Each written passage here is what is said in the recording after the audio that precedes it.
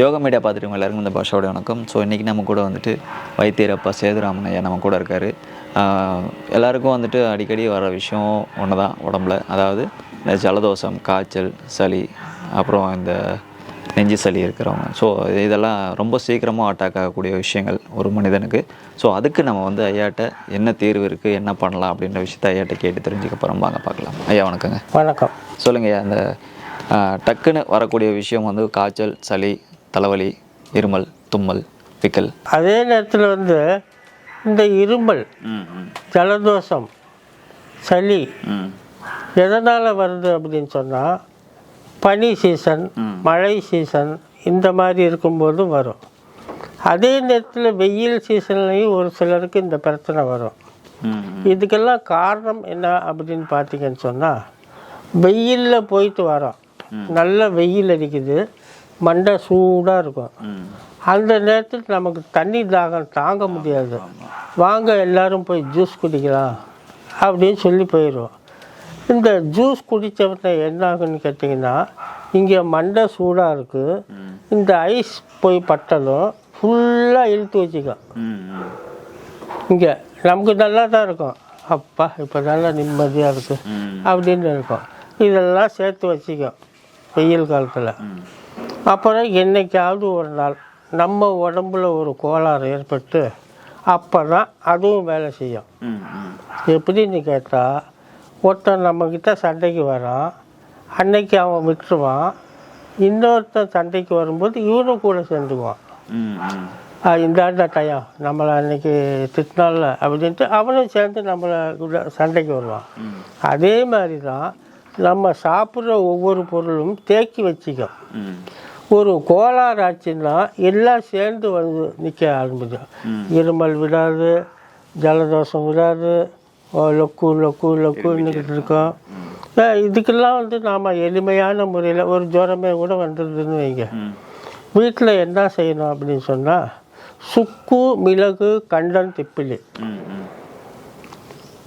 இது வந்து கஷாயம் போட்டு பனங்கல்கண்டு சேர்த்து சாப்பிட்டா இந்த பிரச்சனைகள்லாம் தீர்ந்துடும். இந்த ஜலதோஷம், கபம் இதெல்லாம் சரியாயிடும். அதே நேரத்தில் மூச்சு பிரச்சனை இருந்தாலும், மூச்சு விட முடியாத ஒவ்வொருத்தருக்கு, அதுவும் சரியாகும். ஒருவேளை ஜுரமே வந்துருச்சு அப்படின்னு சொன்னால், நிலவேம்பு கஷாயம் ஒரு 50 ml முதல்ல எடுத்து வச்சுக்கணும். அப்புறமா இந்த சுக்கு, மிளகு, திப்பலியை வந்து அந்த நிலவேம்பு கஷாயத்தில் போட்டு கொதிக்க வச்சு அதை வடிகட்டி அப்படியே குடித்தா, 6 வேளை 3 நாளைக்கு குடித்தா அந்த ஜுரம், மற்ற பிரச்சனைகள் எதுவாக இருந்தாலும் சரியாகும். இப்படி செய்ய வேண்டியது. இப்போ இதெல்லாம் செய்யறதுக்கு அங்கே நேரம் கிடையாது.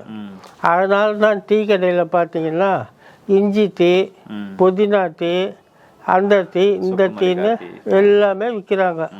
சுக்குமல்லி கூட அந்த காலத்தில் செஞ்சு சாப்பிடுவாங்க, ஒரு பிரச்சனையும் இருக்காது, ஆரோக்கியம்தான்.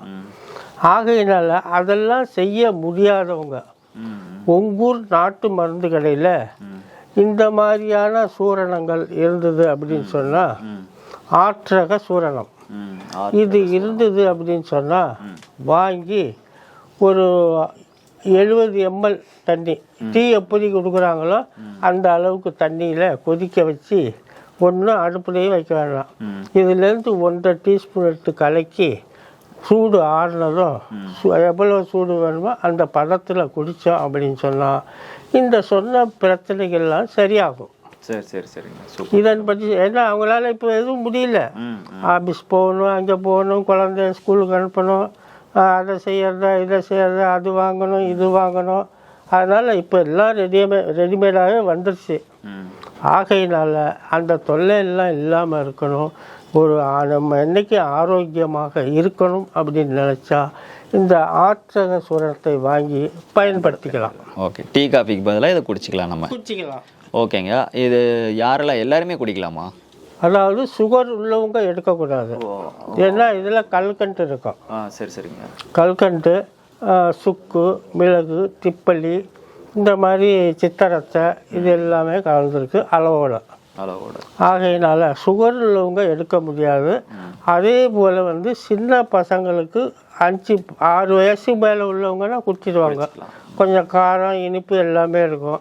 குழந்தைங்களுக்கு கொடுத்தாச்சு அப்படின்னு சொன்னால் காரமாக இருக்கும், எடுக்க முடியாது.